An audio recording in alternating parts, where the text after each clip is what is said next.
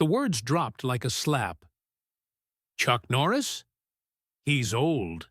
In our sport, guys like that don't survive anymore. The reigning MMA champion barked into the microphone, his voice carried by a dozen black speakers bolted high into the rafters of the Las Vegas arena. It was supposed to be a press conference, a promotional stop on the way to a pay-per-view fight. But the moment the name left his lips, the air shifted. Every camera in the room twitched toward him. The lights overhead glared hot, bleaching his sweat into silver. Behind him, sponsor logos looped endlessly on LED screens, but no one looked at them. The insult cut through all the branding like a knife. The crowd answered as one body with two voices. A wall of laughter rippled through the upper decks, young fans slapping their thighs, chanting the champion's name as if he had already won something. But underneath, a darker current swelled.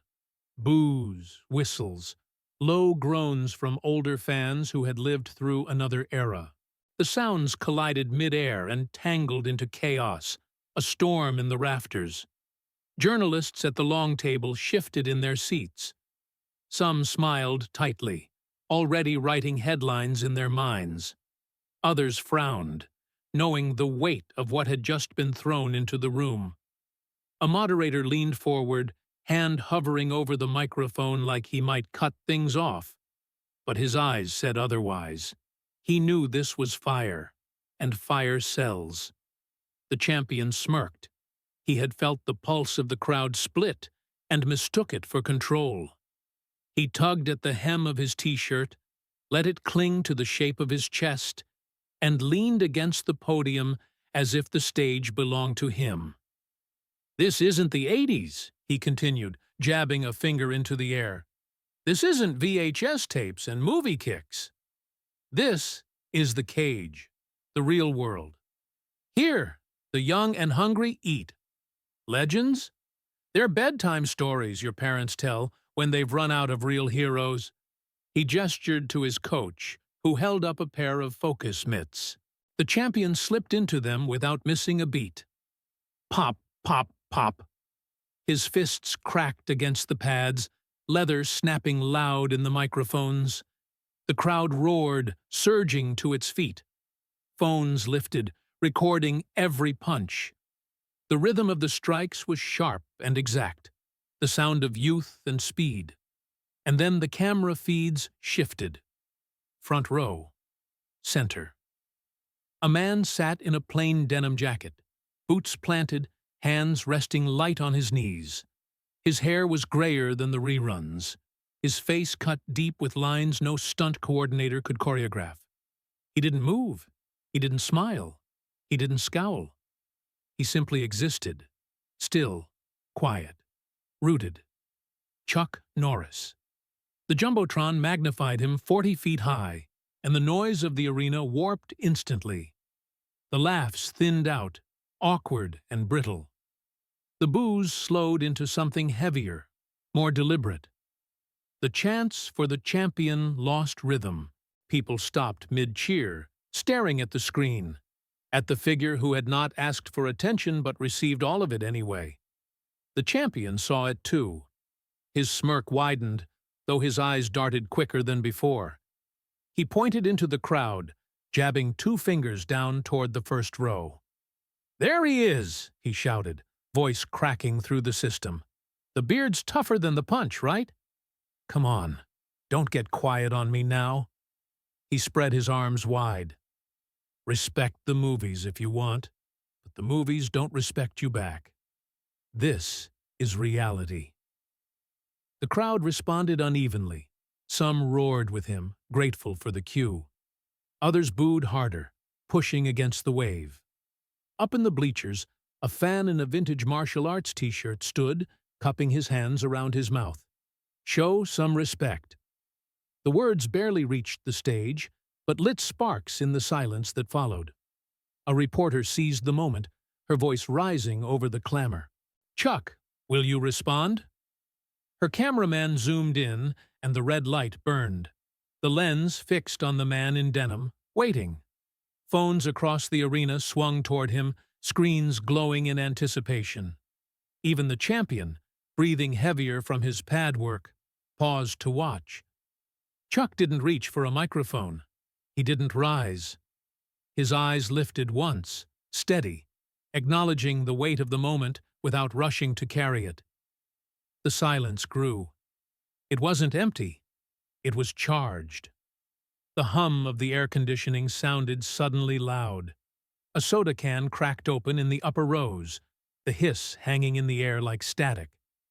Security guards along the aisles leaned forward unconsciously, not to stop anything, but because they too felt the tension. The champion checked his imaginary watch, tapping it with his finger. "Clock's running, Grandpa," he jeered, selling the line with exaggerated swagger. Some laughed on cue, but the laugh felt hollow now, tinny against the larger silence. On the giant screen above, Chuck's face remained unchanged, calm, still, waiting. The arena tilted toward him, thousands of bodies leaning forward in their seats. The chants fractured again, one side shouting the champion's name, the other calling for Chuck. The two collided, rhythm against rhythm, until the air itself seemed to vibrate. And through it all, Chuck remained seated, silent, as if daring the storm to break itself against his stillness. Just wondering, where are you watching from? Write it down, bellow. The champion smelled blood. The wrong kind of blood, but he didn't care. The split crowd, the restless silence, the cameras drinking it in. It was everything he wanted. He grabbed the microphone again, swinging it like a weapon, pacing the riser with a swagger sharpened by adrenaline. "Come on, people," he shouted, voice cracking the speakers. "This isn't a fairy tale. It's not Saturday morning reruns. This is MMA. Real fighters. Real pain. You think a man pushing 80 belongs in this cage?"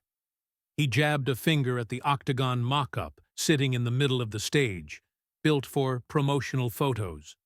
"This isn't about beard jokes or movie posters. This is about survival, and survival doesn't care about nostalgia."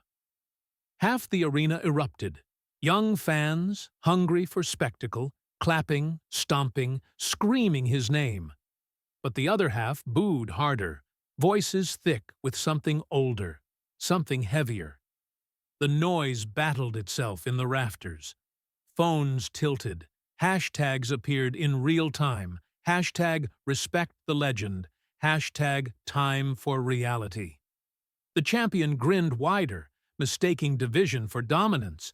He pivoted to his coach, who still held the mitts, and started hammering combinations. Pop, pop, pop. Hooks, crosses, uppercuts. Each strike cracked into the foam like gunshots.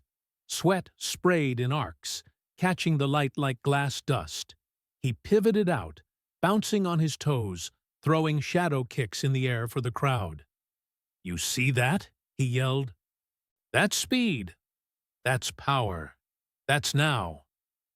Not 30 years ago, fans screamed, some cheering wildly, others booing louder, each sound feeding the fire. The moderators exchanged frantic glances at the table. This was no longer a press conference. It was becoming theater.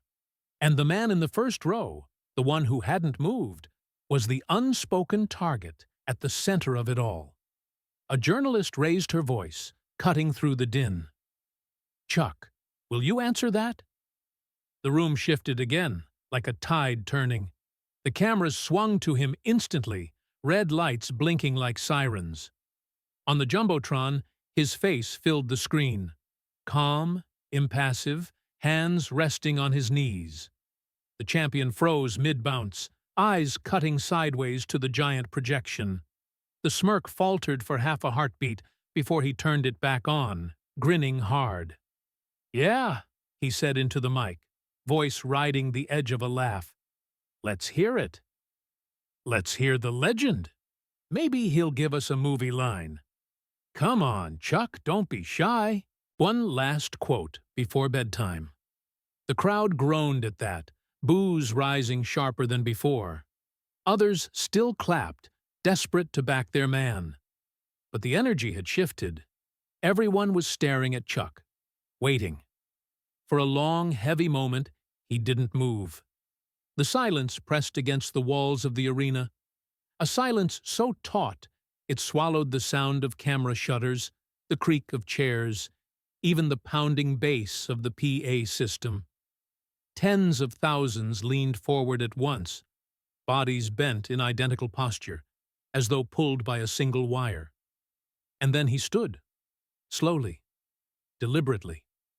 No rush, no grand gesture. Just the steady rise of a man who had nothing to prove and yet carried all the weight in the room. The noise collapsed into stillness. It was not reverence.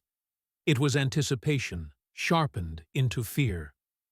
He walked forward, stepping past knees and bags, climbing the short steps to the edge of the stage.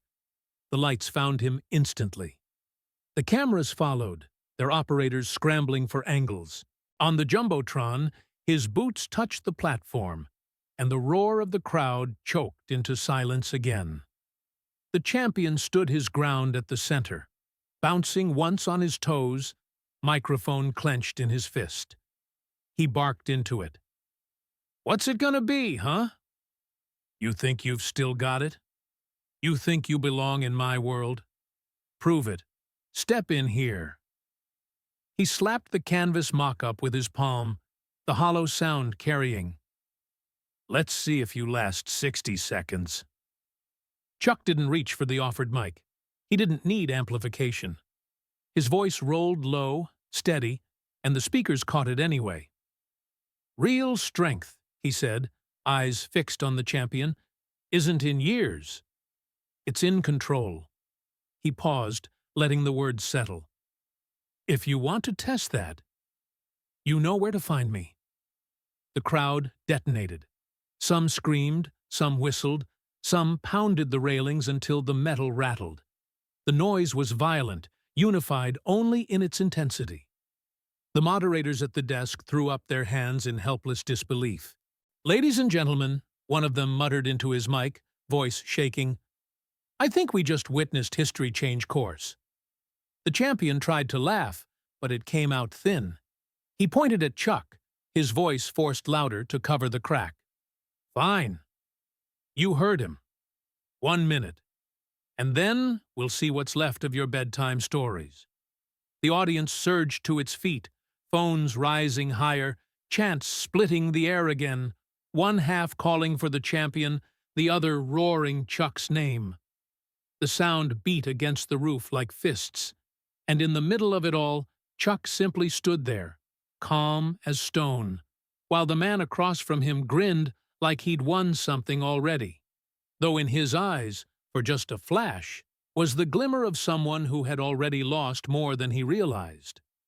The spotlights dimmed everywhere except the mock-up cage, its canvas now glowing white under the glare. The champion strutted to the center, microphone tossed aside, fists raised like the cameras needed him more than he needed them. His smile was back, broad, defiant, brittle at the edges. 60 seconds, he shouted without amplification, his voice still cutting the silence. "Old man, that's all I'm giving you." He turned in a circle, pointing to the crowd, feeding off their divided roar. "Don't blink. You'll miss it." The sound swelled, then broke off abruptly, because Chuck stepped inside. He didn't climb the cage wall or make a show of ducking through. He simply walked through the open door, one boot after the other, as if he'd been here all along. No gloves, no fight gear, just denim, leather, and the kind of stillness that made people sit straighter without knowing why. The champion barked a laugh, circling him. He shadow-boxed at Chuck's shoulder, the punches cutting air, meant to intimidate. "You ready for this? This isn't a movie set. There's no director to yell cut when you can't breathe." Chuck lowered his chin a fraction, his eyes steady. His stance wasn't exaggerated. No bouncing, no theatrics. Just a quiet guard. Hands where they belonged, weight balanced. His expression didn't change. The crowd shifted into silence again. Tens of thousands of people leaned forward at once, as though their collective breath could tip the outcome. The only sound was the squeak of sneakers as the champion circled. Then, with a sudden burst, he attacked. A snap kick, fast, vicious, aimed high.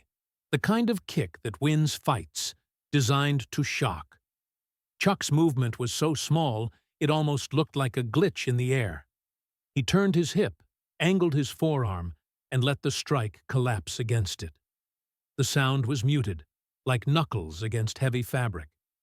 The champion landed awkwardly, a fraction off balance, forced to reset his stance. The arena exploded. People screamed, shouted, jumped to their feet. The cameras zoomed in on the champion's face as the grin flickered into irritation. He tried to play it off, nodding, clapping his gloves together as if inviting more. "Lucky block," he mouthed, but his voice didn't carry the same confidence. He lunged again. A jab, another jab, then a cross. Sharp, practiced, fast. Chuck tilted his head once, slipped just enough, then brushed the strikes aside like clearing crumbs from a table. Each punch cut air. Each block was invisible until it was over. The commentators, voices climbing with disbelief, tried to find words. "Look at this. He's not even countering. He's just neutralizing everything." The champion's jaw tightened. He threw a hook, sharp and mean. Chuck's elbow lifted, absorbing the impact on bone that refused to move. The blow lost all its power, stopped cold. A second later, the champion stumbled back half a step, shaking his wrist, pain flashing across his features before the grin returned. Weaker this time. The audience roared again, a wave crashing over itself. Fans of the champion shouted louder, desperate to reclaim momentum, while the others bellowed Chuck's name, the syllables pounding like drums. The arena no longer sounded divided. It sounded like a war. The champion pressed forward harder now, desperate to assert himself. He threw a low kick, fast and cruel, aimed to deaden Chuck's leg. It landed with a sharp crack. Chuck didn't flinch. He shifted his stance half an inch and remained rooted. The cameras caught his expression. Calm, unbothered, patient. The crowd reacted with that guttural, "Oh," that means they've just seen something they don't quite believe. Frustration flickered across the champion's face. He lunged into a clinch, trying to muscle Chuck backward. His hands closed around Chuck's arm and shoulder, but in the next breath, he was turned. Not slammed, not thrown. Turned. Redirected, as though his own body had betrayed him. He stumbled, chest brushing the cage, forced to retreat a step just to keep his balance. The eruption from the audience was volcanic. Commentators yelled over each other, voices breaking. "Did you see that?" He didn't even. He just redirected him. He made it look effortless. The champion spun back, chest heaving, his grin now gone. He raised his hands, feigning mock applause, trying to convince the cameras he was still in control. But sweat was dripping faster now, darkening the fabric at his collar. His eyes kept darting, first to Chuck, then to the clock above the arena, then to the sea of phones recording every second. Chuck hadn't moved from center. His boots pressed firm into the canvas, his guard still steady, his breathing unchanged. He looked like he could stand there all night, waiting. The champion tried one more feint, shoulders twitching, eyes narrowing, but he didn't follow through. He stopped himself, chest rising and falling, staring into Chuck's calm, immovable presence. The crowd sensed it. The tension grew unbearable. Silence and noise collapsing into each other. Everyone waiting to see if the next move would be the one that shattered the room. For the first time, doubt flickered naked in the champion's eyes. And the cameras caught it, broadcasting it 40 feet high above the cage. The champion barked into the lights, voice raw from effort. "Fluke! You won't survive a real series."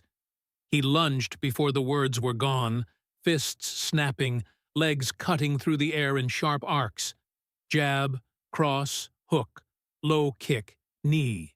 Everything drilled into him by years of training. On the big screens, it looked like violence, rehearsed to perfection. The crowd roared as each strike sliced the air. But Chuck's answer wasn't noise. It was subtraction. He didn't retreat. He didn't counter wildly. He shifted inches, an elbow angled so a hook died on impact, a tilt of the chin that made the cross glance off air. The shin kick cracked against his leg, but his stance didn't change. Every strike landed nowhere useful. The audience began to feel it. At first, nervous laughter bubbled in patches, then louder.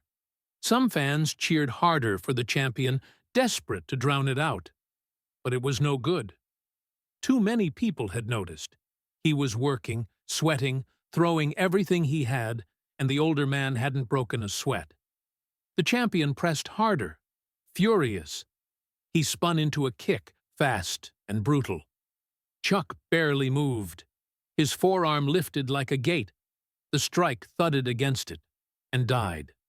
The younger man stumbled half a step, forcing himself to recover, pretending it was part of the plan. The camera cut to his face. The grin was there, but wrong. His eyes betrayed it, narrowed, uncertain. Sweat streaked his temples, darker now, his chest rising faster. Chuck stayed planted, hands relaxed, shoulders still, breathing calm. It was infuriating. The champion tried again, combinations thrown like hail. Chuck's defense looked too simple, almost insulting. A wrist caught, redirected, a shoulder turned, a palm brushing a glove aside with no effort. The younger man's power evaporated before it ever reached its target. The crowd reacted louder this time.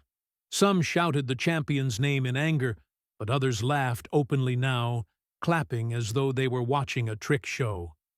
The laughter was crueler than any boo. It cut into him deeper than the blocked punches.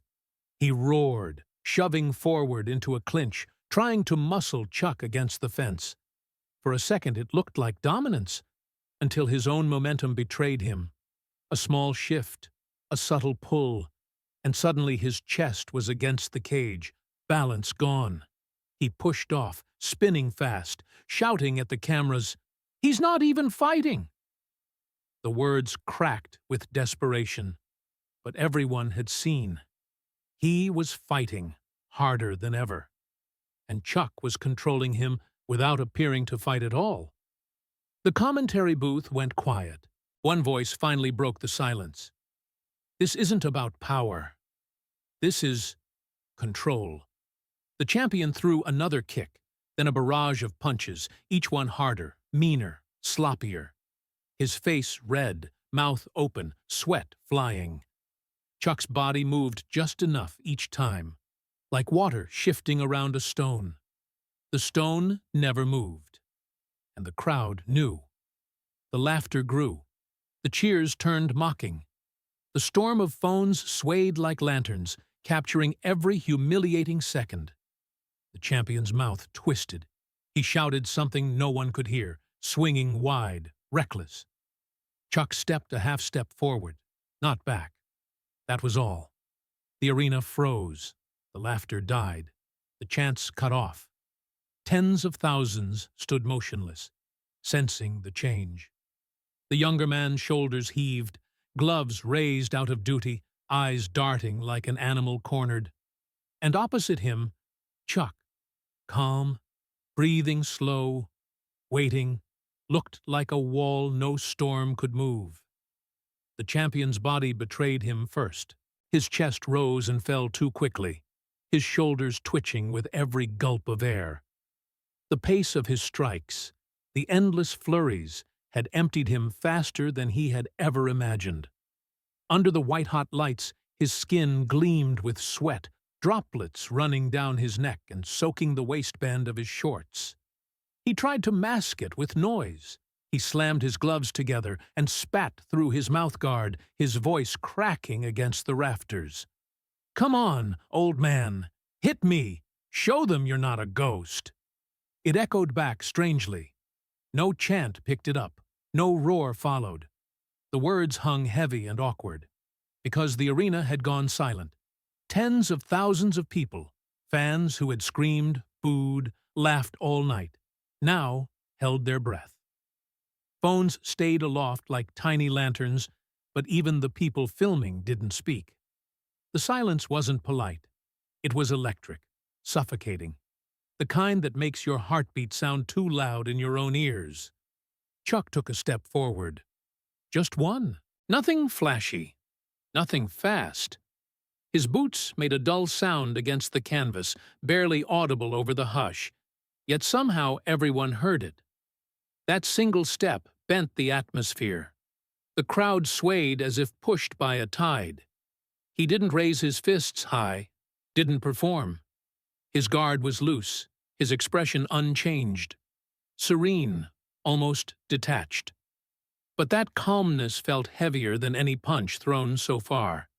The champion laughed, though his laugh cracked in the middle. "That's it? One step? You think you're scaring me?" He shook his gloves like a man trying to convince himself he wasn't cornered. Then he charged. He poured everything left in him into the rush. Feet pounding, torso twisting, arms swinging wild. His mechanics, once sharp, now looked desperate. Too much force, not enough aim. But he didn't care. He just needed to land, to show the world, to show himself, that this man in front of him could still be hit. Chuck didn't retreat. He turned his hip, dropped his arm, and let a single punch fly. A short, clean shot, straight into the body. No flourish, no wasted motion. A strike so precise it looked ordinary until you saw its effect. The sound was blunt, a muffled thud like a fist on a drum. The champion stopped dead. His eyes went wide. His jaw dropped around the mouthguard, and a wheeze escaped. He staggered back, gloves sinking instinctively toward his ribs. His knees trembled. Breath wouldn't come. He bent slightly, like his spine had been stolen from him. The arena gasped.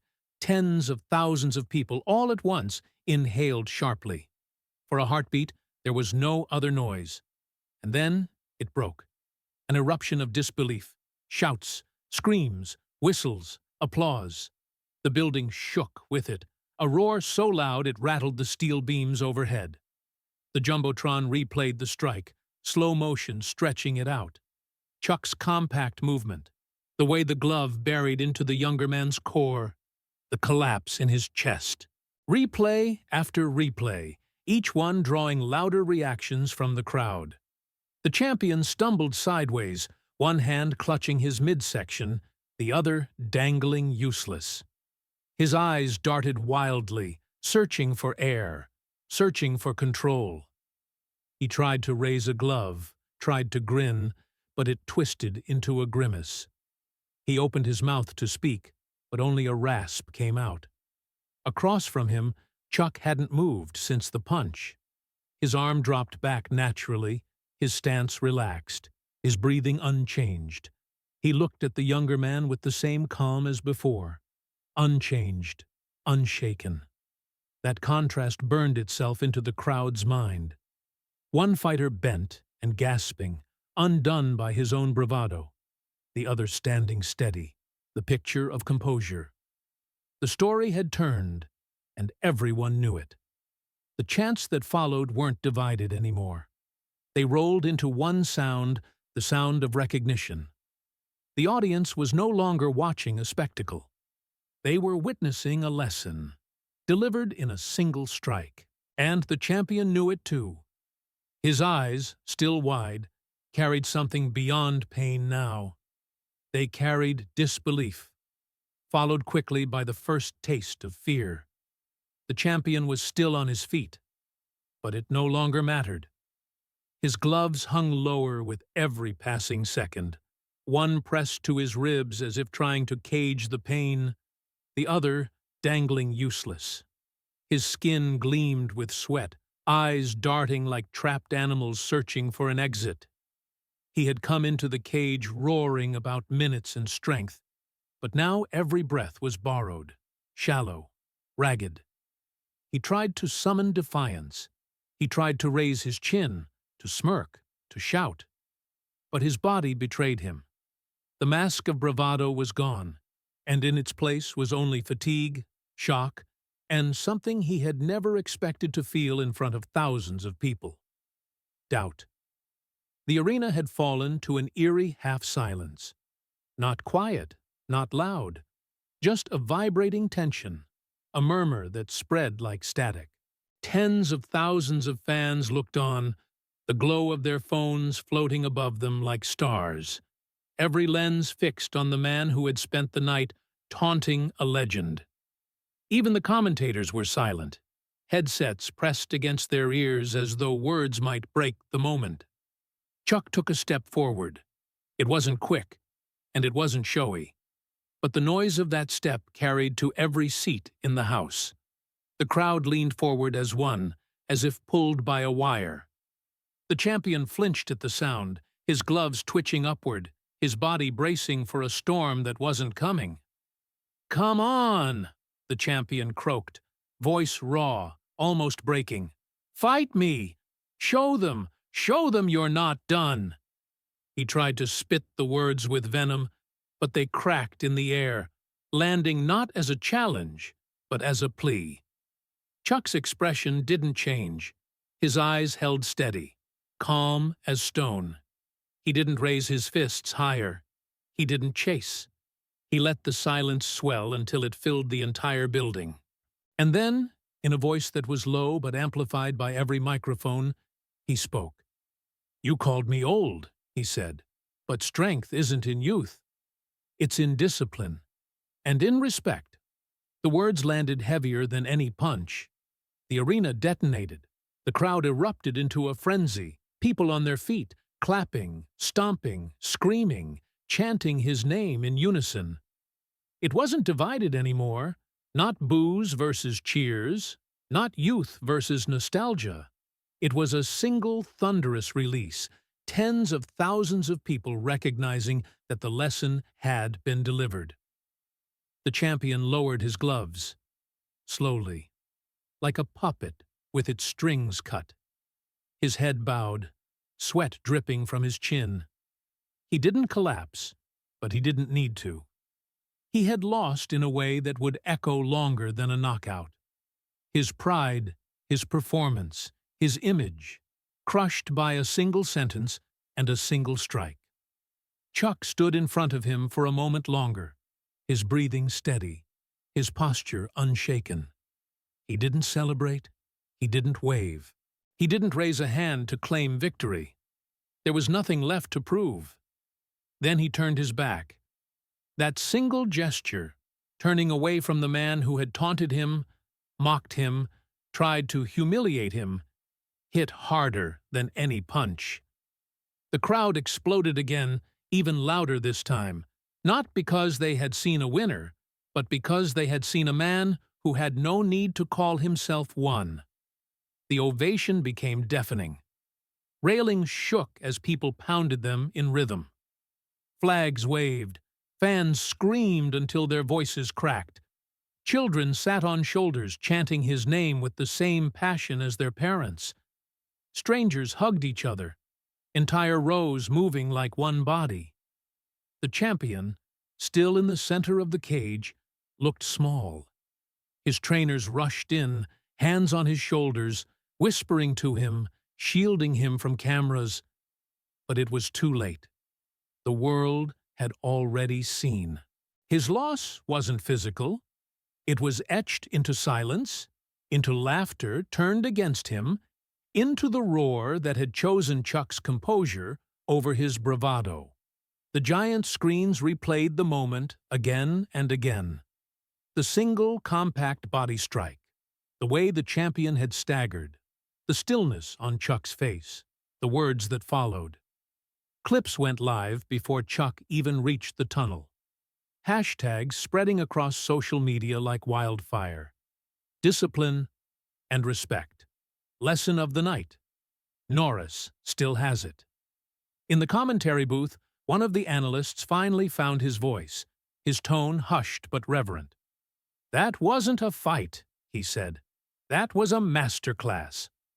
A man teaching the sport, and maybe teaching all of us. His partner didn't interrupt. There was nothing to add. Chuck descended the steps one at a time, disappearing into the shadow of the tunnel. The roar followed him, bouncing off concrete walls, shaking dust loose from steel beams. He didn't turn around, didn't raise a fist to acknowledge the crowd.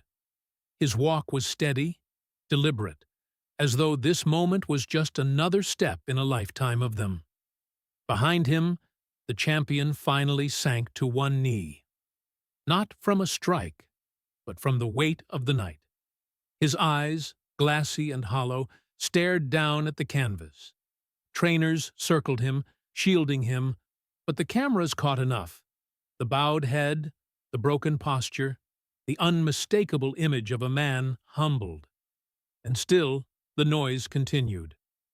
Outside the arena, people spilled into the Vegas streets chanting Chuck's name, car horns joining the rhythm. In bars across the city, muted replays looped endlessly, each one drawing fresh gasps and shouts. Parents leaned to their children, repeating the words as if they were scripture. Strength is discipline and respect. By the time Chuck reached the locker rooms, the story was already larger than the event. Clips were trending in a dozen countries. The arena was still shaking with chants, and the champion, still in the cage, was learning the cruelest truth of all. Sometimes defeat doesn't come from being knocked out.